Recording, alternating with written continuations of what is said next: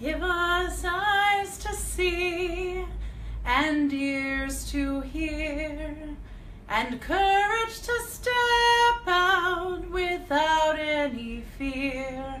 Give us wisdom to know the way to go. God be with us. God be with us.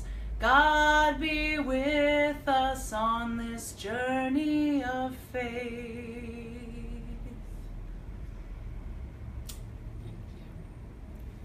Hi everyone, I'm Aspen Baker, and this is How to Exhale, our series on love and hate in America, and our special guest is Reverend Susan Chorley, who opened us with a song, as she does all the sermons that I know that she preaches from the pulpit. So it's a little bit of a taste of what congregations around the country have gotten to experience with Susan. So thanks for being here. Sure, thanks for having me. So a couple more details. We are filming live out of the Civic Engagement Lab right here in the heart of downtown Oakland. And tomorrow behind us is going to be a wild and crazy, fabulous and fun parade because the Golden State Warriors just won the NBA Finals.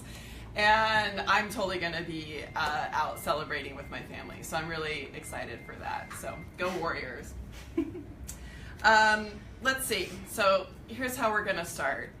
Last year, Michelle Alexander, who's the author of the New York Times bestselling book, The New Jim Crow, announced that she was leaving her comfort zone, excuse me, in law and policy and was going to seminary. And what she said about that was, it isn't enough to simply win injustice by filing lawsuits and flexing our political muscle. None of that will be enough. Without a moral or spiritual awakening, we will forever be trapped in political games fueled by fear and greed and hunger for power. And then on Sunday, the New York Times had this major cover story about a reinvigorated Christian left. And they featured people like the Reverend William Barber, who launched the Moral Monday movement. And in the article, Reverend Barber said that if you think this is just a left versus right movement, you are missing the point. This is about the moral center. This is about our humanity. So, of course, in the article, they're talking about all of these places where the progressive Christian left is coming together to work together, issues like immigration and criminal justice reform, and then they reference the places where a lot of faith leaders disagree. So no surprise to anyone out there in the Exhale community, but abortion is the place where many of them disagree. So they sort of noted it and then moved on. And they literally said, like, setting abortion aside, let's get back to all the other issues that we care about. So that's the part of the context that we're in. And enter Reverend Susan Chorley, who is an ordained Baptist minister, also a woman, and a mother who has had an abortion.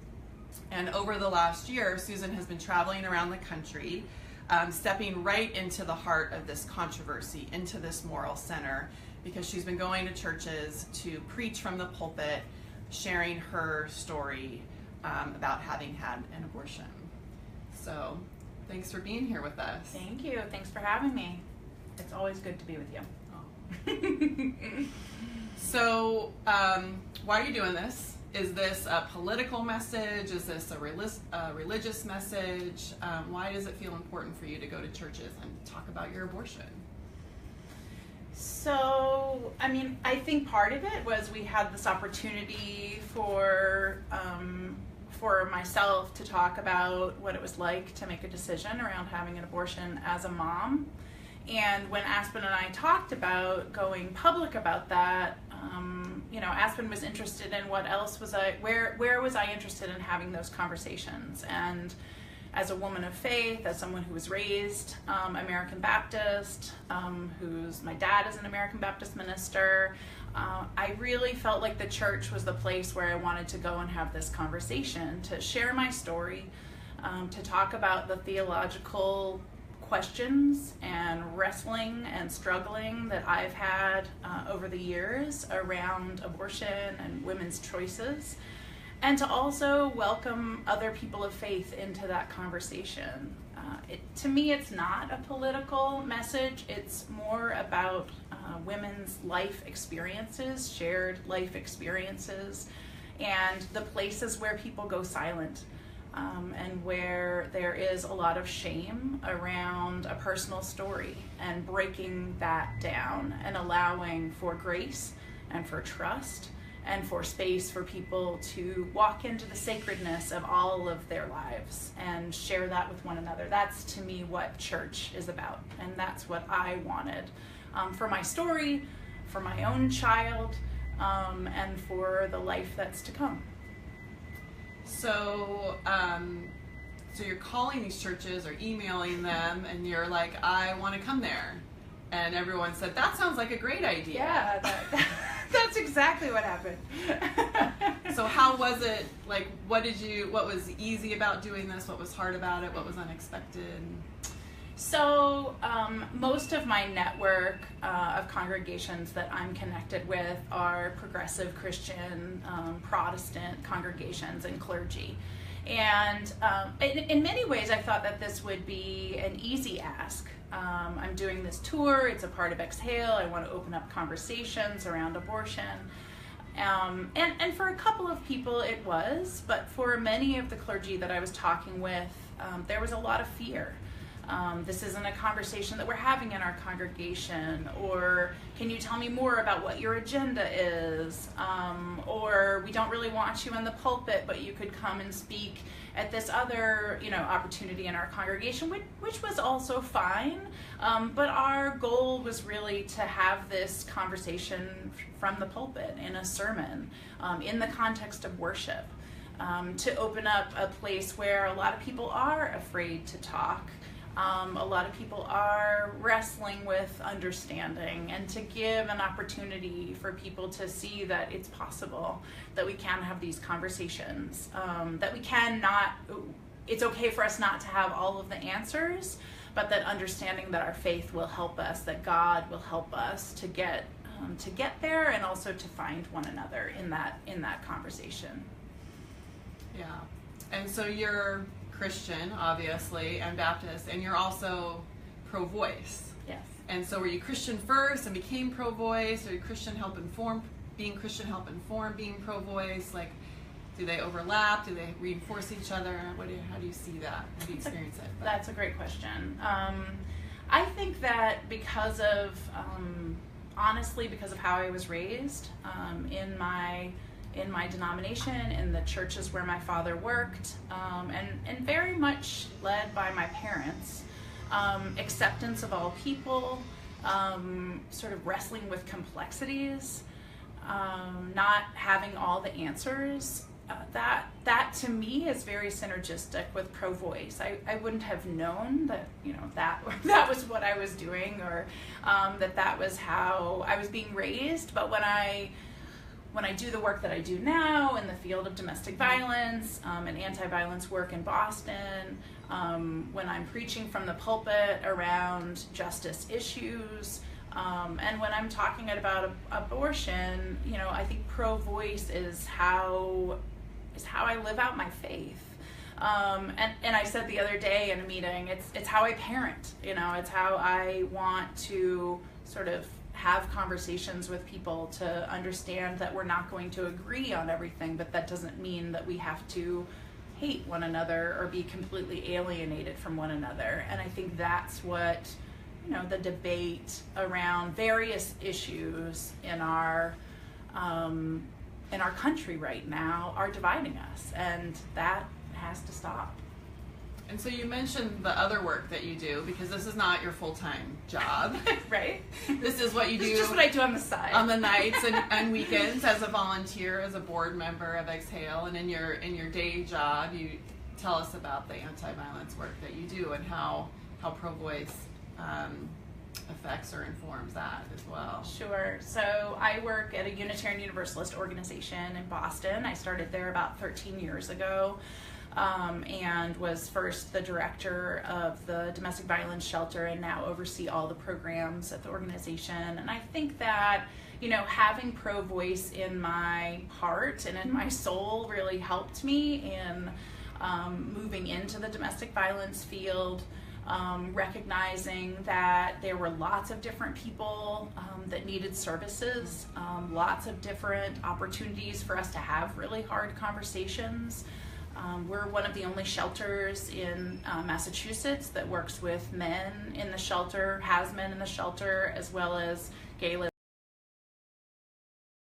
Unitarian Universalist organization that we were all about, but also that I felt very strongly that anybody that had experienced abuse or intimate partner violence, should have access to the services that we offer. So I feel like all of the work that I do,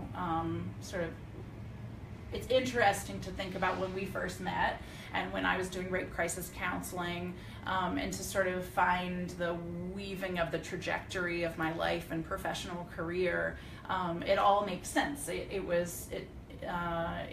It's not exactly something that I had 100% planned out, but I feel like God has led me in the direction that I was supposed to go, and that I followed that, and having the Pro Voice, framework and opportunity to welcome people into conversation, even people that I didn't understand or didn't know or didn't, have the same perspective as, has continued to open up opportunities in my life for transformation, and in my work. So you're from the South. You're from North Carolina. Woo! And you're a Baptist. I am. And while the New York Times was covering the progressive left, the Southern Baptist Convention happened in the last week, and one of the members put forward a resolution to ask the convention to condemn white supremacy, and this erupted, the convention into chaos. That this was controversial. The same white supremacy as that was controversial for the Southern Baptists. So, when this kind of bigotry and discrimination and injustice is present, there are so many ways to combat that or to fight against that. Why is it pro-voice for you? Why is that the way? I think, well, first of all, it's interesting to think about sort of my history with the Southern Baptists. So when I moved with my family to North Carolina, the church that my dad had gotten a position in was duly aligned. Well, actually, I think it had multiple connections with various denominations, but it was Southern Baptist as well as American Baptist.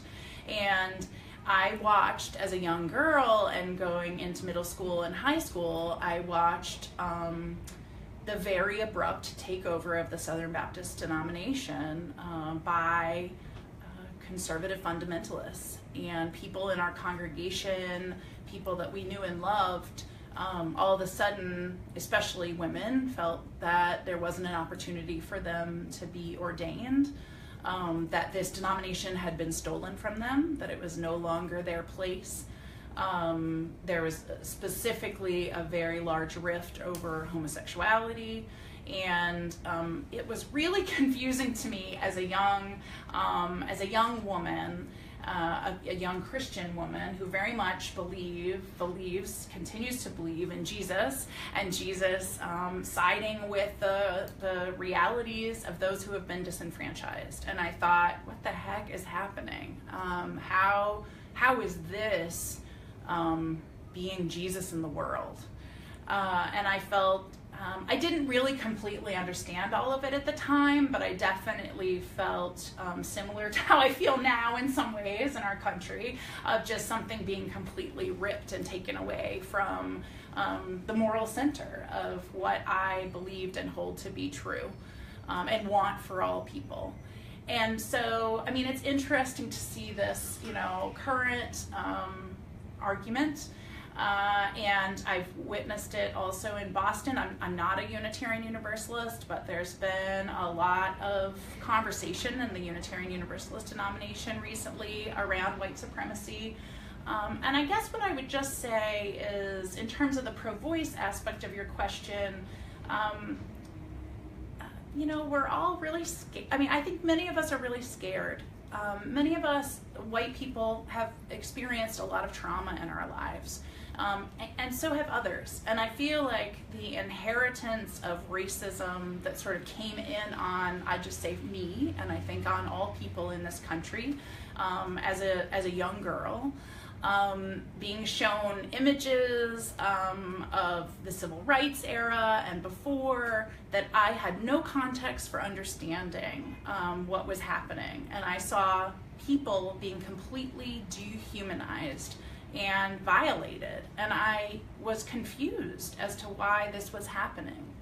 And I think that that fear and that isolation that I felt of feeling like this is wrong. Why is my life, moving to North Carolina, moving out of a predominantly white community in Michigan, moving to a very mixed African American and white community in Durham, North Carolina, and I saw that my life looked very different than my Black brothers and sisters that I went to school with and that I was friends with, and I didn't know why.